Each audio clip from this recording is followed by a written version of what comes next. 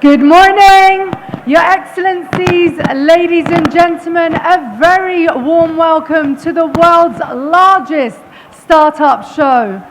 Staying true to our bold vision, dream big, scale bigger, we are thrilled to kick off Expand North Star, proudly hosted by the Dubai Chamber of Digital Economy and GITEX Global, and organized by the Dubai World Trade Center.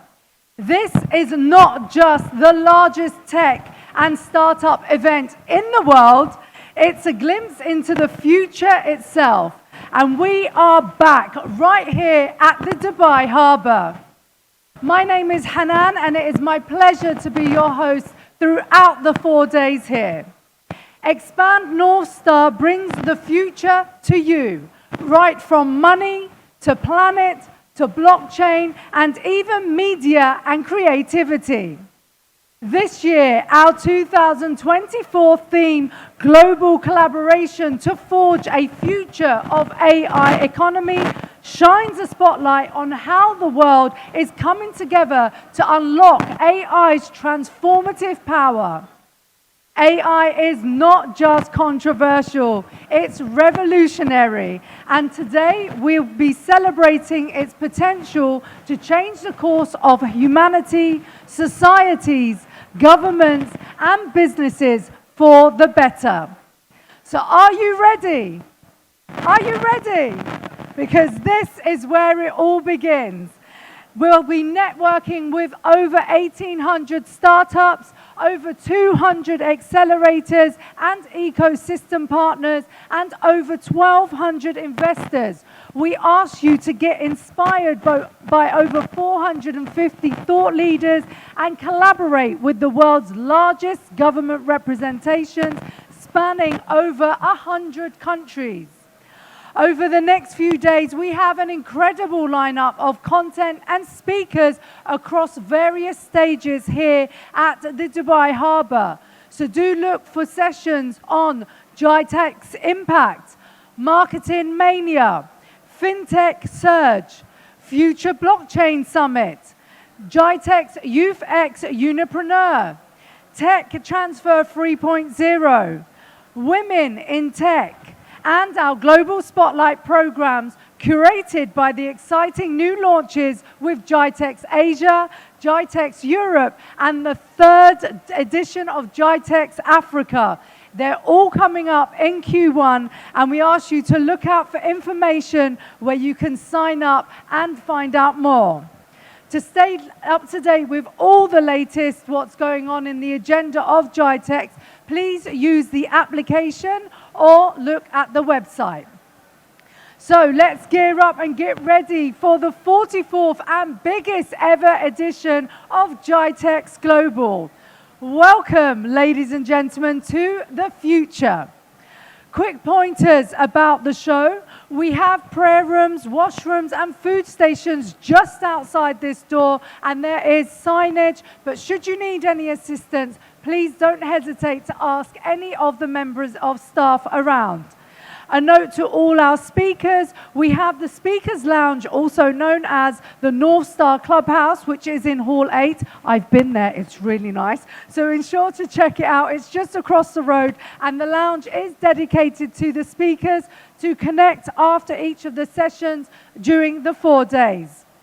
North Star by Night is Expand North Star's networking area, which gets activated between 3 p.m. and 8 p.m. over the next 4 days. So please do check out the networking opportunities of the Expand North Star website under the tab North Star by Night. And please note that it's only confirmed RSVPs that are allowed access into the networking events, but there are lots of side events taking place during the week, so be sure to review them too.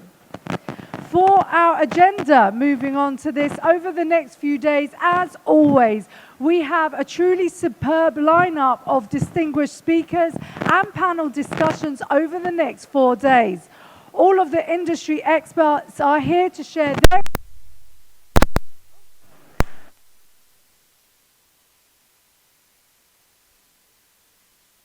hitch. Oh, there we go. We're back. We're back.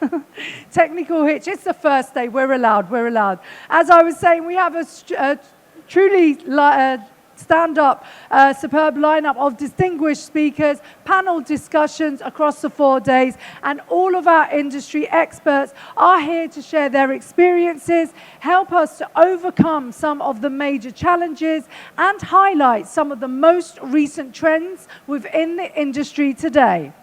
We have also tried to allocate some time for audience questions, so do get some good questions going, but we'll leave that up to the moderator to decide if there is time. If not, please grab the speakers after the sessions and have a one-to-one conversation. We ask you to also be vocal on social media to help us spread the word and continue the conversations. And to let you know, our official handles are @ExpandNorthstar and hashtag expand Northstar. Oh, here we go. Thank you so much. Check. And expand Northstar on the hashtag. So we do encourage that you use those. So, now, ladies and gentlemen, without further ado, let me say good morning and welcome to you to here, which is the Tech Transfer 3.0 Summit, which is powered by the Global Innovation and Entrepreneurship and Deep Tech Middle East and Asia. Tech Transfer 3.0 is the premier platform for tech professionals and enthusiasts, showcasing the latest advancements ready to transform industries. At ExpandStar 2024, we bring together leading research institutions, visionary scientists, engineers, and tech experts to demonstrate how innovations evolve into commercial products and real-world applications. It's an exciting day ahead as we dive into the game-changing innovations and explore the future of tech transfer, co-creation, embedded futures, and the role of endowments and VCs in scientific research. Today, we'll be hearing from industry leaders, academics, and tech pioneers as they share their insights and expertise on some of the most pressing topics in the deep tech and semiconductor industries.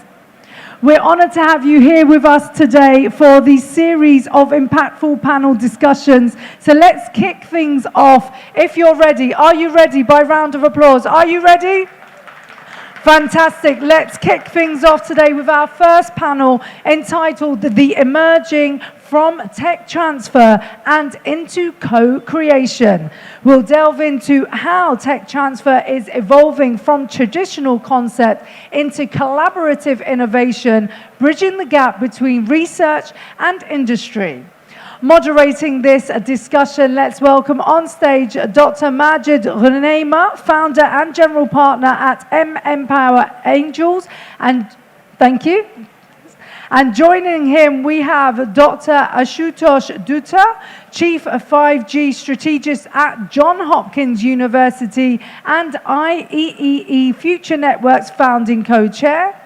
Also, we have Dr. Onyaglanu Idoko, Program Leader for the Masters in Prosperity, Innovation and Entrepreneurship from the University College London Institute for Global Prosperity.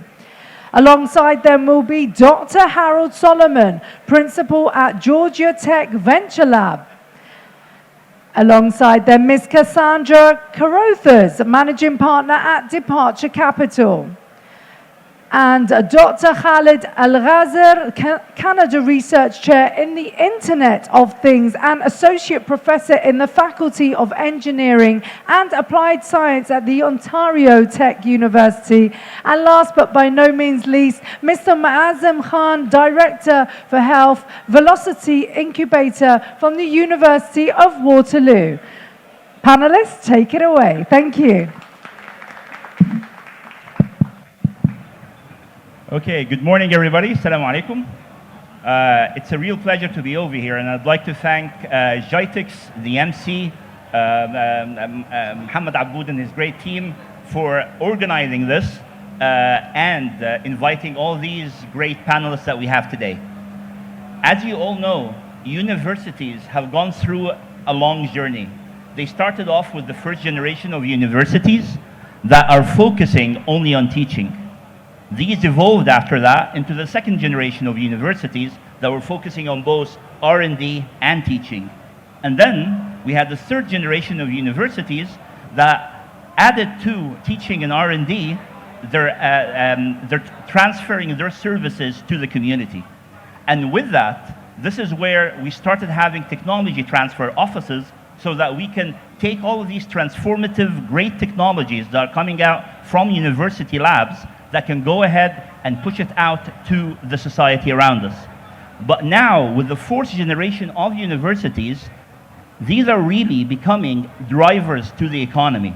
These are the ones right now, universities are becoming a great impact on economies worldwide. And this is why we're coming today to see how can universities become better? How can they have a better impact on the economy in whatever community they're in?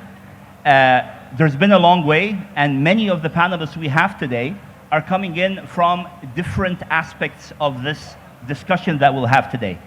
I personally touched upon that, starting off in academia, then after that joining the industry where I was working in NVIDIA, co-founder in a few startups, an advisor in the government, and now more on the investment side. With each of these subject matter experts, we're going to be looking into a few questions, and we'll be listening from their experience so that we can work with many of the colleagues that I can see over here, whether they're investors, professors, government officials, and so on. So looking forward to an amazing discussion and hopefully some questions from the audience. So let me start it off with the how technology transfer offices got created and how the technology transfer process itself. So Dr. Dutta, can you start by outlining the traditional model of technology transfer and how it has evolved with technologies like 5G and 6G that you are specialized in? Yeah, thank you. Thank you for the invitation. Hello, everybody. Good morning. Glad to be here. So I'm from Maryland, United States, work with Johns Hopkins University. I'm also IEEE Future Network co-chair. So the question was about 5G, 6G. But before even getting into or delving into 5G, 6G, let's think about the evolution of communication. Where we started with message switching with telegraph, then circuit switching with PSTN. 1969, we moved to packet switching, right? Along the way, a lot of new technology evolved. We had communication, we have Ethernet, TCP IP, web. So if you look at the whole evolution of this technology, every step there is new things getting added. 1980 started with analog communication. Every 10 years since then, we have 2G, 3G, 4G, now we're in the midst of 5G, and by 2030 we'll have 6G. So now to answer the questions, if you look at the evolution of this technology, the previous ones like 4G, 3G, they used to be more like monolithic proprietary systems. I used to work for AT&T Labs. When we started looking into 5G, we started virtualizing the networks. We started adding software-defined networking. And this kind of opened up the opportunity for the startups. Instead of having a monolithic proprietary system, we opened it up. We had common off-the-shelf hardware, Linux-time operating system, and many, many functional modules. So instead of having one specific software, we fragmented into multiple modules. And that opened up a lot of startups, universities. In fact, at AT&T when I was there, we in fact invited many of them to contribute to this. So as we go along with the evolution of 5G and 6G, things are getting more modular, service-oriented, and granular. That means it opens up the opportunity, competition along the startups, venture capitalists, and also the collaboration among the universities, companies, big companies, small companies, and at the same time it creates innovation. So I think it's a good way forward from 5G to 6G. Great. And maybe you took an example, I mean, you discussed this from the aspect of ICT, for instance, the ICT sector, but also from the interest in defense, for instance. What was the, how did government organizations like the SBIR, STTR, DARPA have a play into another sector, like the defense sector, for instance. And I'd like to Cassandra to address that if possible. Sure. Thank you for the question, and great to be here. I'm Cassandra Carruthers, managing partner of a venture capital firm called Departure Capital, based in the San Francisco Bay Area, focused on frontier technology for existential resilience, which I look at a lot of science and engineering heavy innovation, primarily focused on climate, so planetary health, human health, and critical and industrial infrastructure. So tech transfer, I have my eye closely on this area. But to your question, which is an excellent one, the original ties between innovation and military and defense, or government initiatives. I find a really intriguing story here, the actual evolution and real origins of Silicon Valley, as it were, and how companies like Lockheed Martin, for example, and specific individuals. For today, I'll talk, since we have such a short time, about Frederick Terman, who I'm sure many folks here know, who have really, played a huge role, albeit one of many, many roles, albeit one of many anecdotes in the original sort of origins of Silicon Valley. So specific to Lockheed Martin, of course, everyone knows the story of Skunk Works and how Skunk Works is really, idealized and seen as a great example for agile, rapid iteration, prototyping, small, fast-moving, autonomous teams that, with very little hierarchy and very little red tape. And we can see similar examples of that recently, for example, with Project Warp Speed during the pandemic. When you need to accomplish something, when there's existential competition, and it's a matter of saving lives and national security, what processes can you cut away? What efficiencies can you find? And who can you hand select? Literally anywhere in the country, from the top universities, the top scientists, to work on this project. And so we saw a lot of that during World War II, the Cold War, with companies like Lockheed, and specifically mentioning Fred Terman. So he was a Stanford professor. He was essentially loaned to the East Coast during World War II because he was one of the country's top radar and radio experts, also vacuum tubes and early computing. But so he headed up the Harvard Radio Research Lab, and Harvard and MIT were the only two labs in the country that were given millions of dollars by the government to essentially supply all of the radar technology to the planes and submarines and so forth during the war. And then after those labs were shut down, Terman comes back to Stanford. He brings all of the experts from Harvard and MIT to Stanford, gives them tenure, and essentially wills Stanford into existence, right, as this top engineering school, which would sort of form its future as a top research and technology transfer institution. And then he, becomes provost, essentially changes and overhauls technology transfer as it's known today. So I find that a really interesting story. Of course, one of many, but Lockheed also becoming one of the biggest employers of anyone, and essentially kind of starting Silicon Valley and bringing a lot of the engineers who would be the grandfathers and fathers of famous folks like Steve Jobs and Steve Wozniak. Thank you for sharing that. Thank you for sharing that excellent example.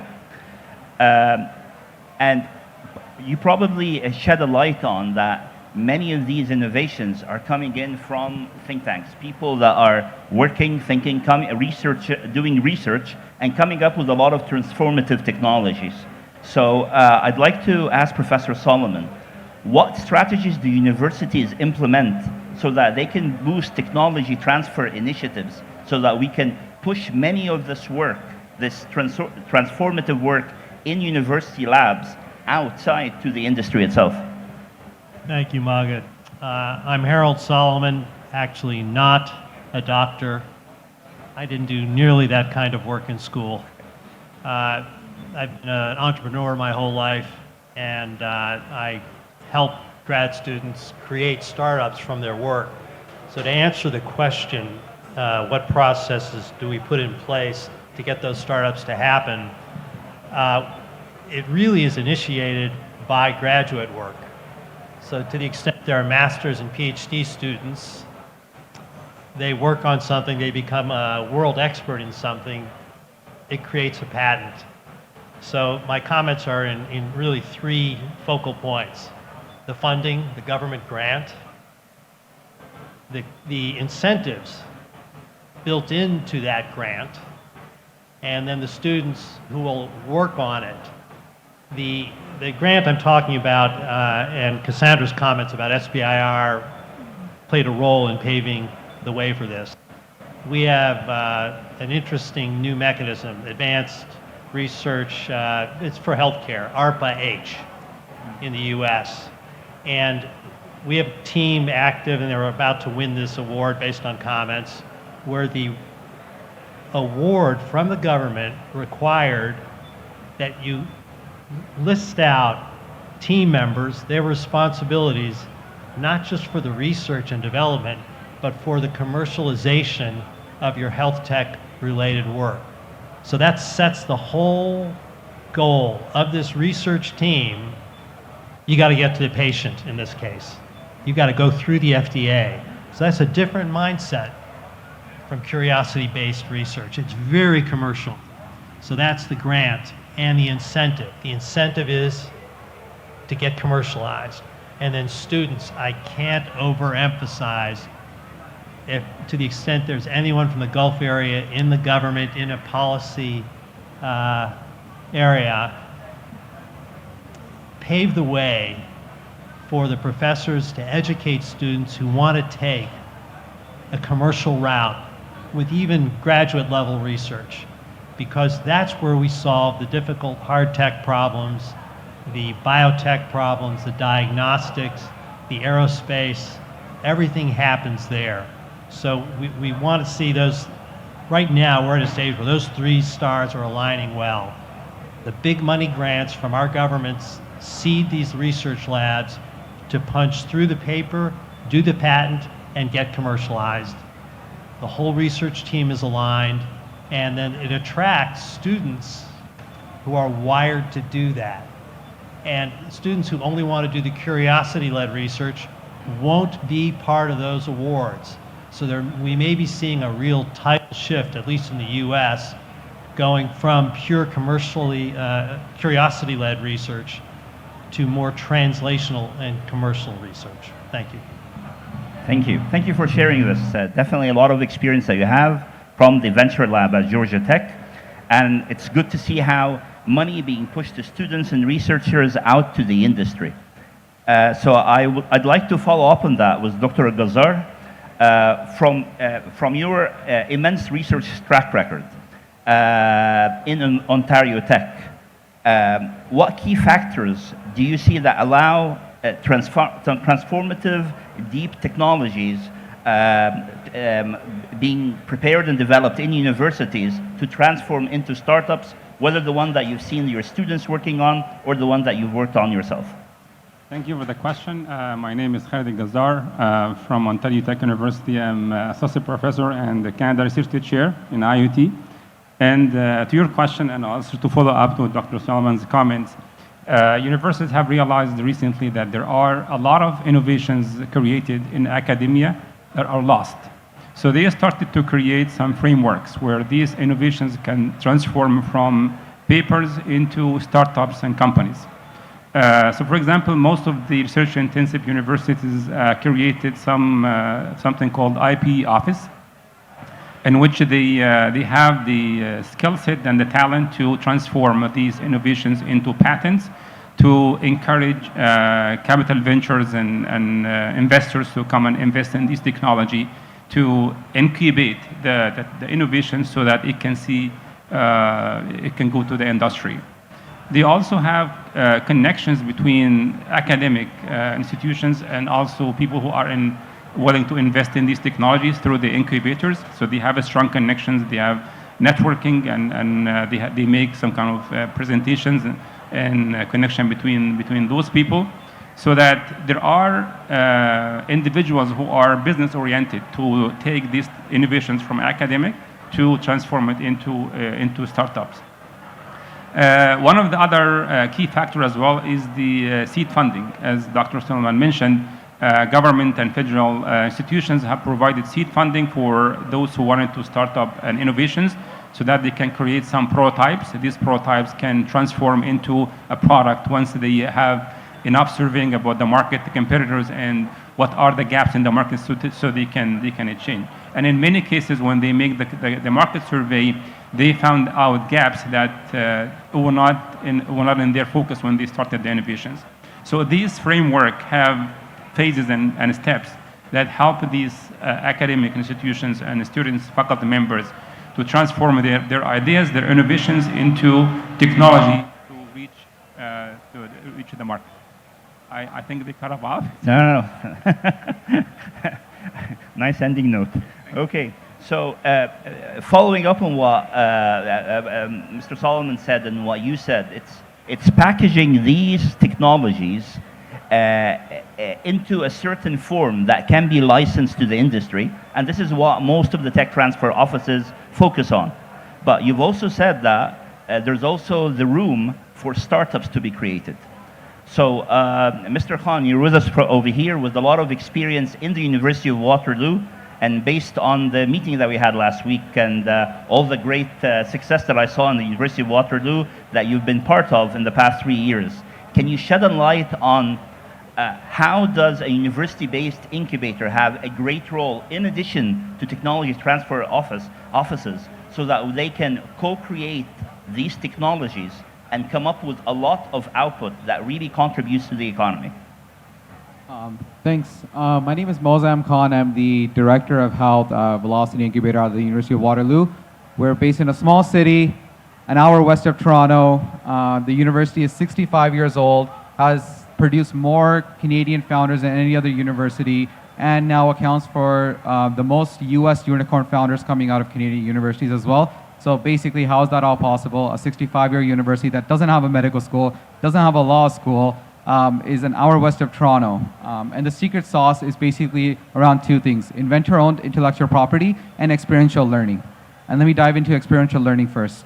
Experiential learning is what we're doing at the incubator. Now, every university now has an incubator, right? So like we're seeing this over and over again, the model is being replicated. But what we're doing different is the fact that we're not just targeting grad students, it's basically open for anyone. You could be a first-year student that's developing a new dialysis machine. You could be a third-year student in the Faculty of Engineering that's developing a remote MRI machine that goes on the bedside. You could be using quantum technology to be speeding up the process for MRIs. Or you can be a biology student that's increasing the production of, vegetables and productions like that, right? So what we've essentially done is equip the founders with free lab space, wet lab space, manufacturing space, assembly space. We take no rent, no equity. We only take equity when our venture fund invests in those companies once they are either students or they graduate, right? And the whole process kind of evolves around finding or providing the founders with the right mindset they need in order to enter market as fast as possible, because we fundamentally believe that commercialization and entrepreneurship is the fastest way to mobilize innovations. And that's what we're all structured around at the University of Waterloo. Thank you very much.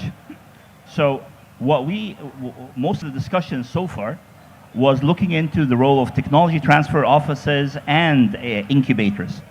And for this to happen, and for this even to evolve, we need to change a lot of the culture that we have. Culture in the industry, as well as culture in the universities. I would take an example maybe in my home country in Egypt. One of the companies that I really like is El Arabi, and I can see the team over here from there. They really have this great culture inside, where there's a lot of work. They're more into the appliances sector, but there's a lot of R&D happening in the company itself with a lot of collaboration in the academia. So there's culture that's happening inside the industry that allows for this co-creation and collaboration. So Dr. Idoko, from the point of UCL and other places also that you're interacting with, how can we foster this culture? How can we foster this culture of co-creation, stronger collaboration between academia and industry? Thank you very much. My name is Idoko. I'm the program leader for the MSc in Prosperity, Innovation, and Entrepreneurship at UCL's Institute for Global Prosperity. When we think about innovation, we think about co-creation. One of the interesting things that I'm seeing, or that we're seeing in the literature and research, is So I'm going to touch on three things. I'm going to talk about team composition. So when you bring these different actors together, what you might find is you might have a team of, I don't know, biotechnologists or a team of mechanical engineers, all from the same background, all with the same homogeneous knowledge domain, and the kind of innovation that comes out of that might not be as breakthrough. However, what we're seeing is that when you have a diverse team, everybody knows diversity is good.